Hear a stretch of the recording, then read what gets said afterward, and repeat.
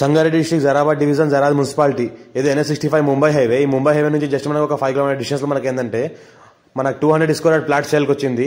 మనకి ఏంటంటే 7,000 per square yard చెప్తున్నారు. ఇది మనకి సబ్ రోడ్. ఈ సబ్ రోడ్కి ఏంటంటే మనకి ఇది ఈ రకంగా ప్లాట్ ఉంటుంది. మనకి ఏంటంటే ఇది జరాబాద్ మున్సిపాలిటీలో వస్తుంది. ఇది 40 వైడ్ రోడ్. మనకు ఏదైతే కనిపిస్తుందో ఇది 40 వైడ్ రోడ్, ఇది 40 వైడ్ రోడ్.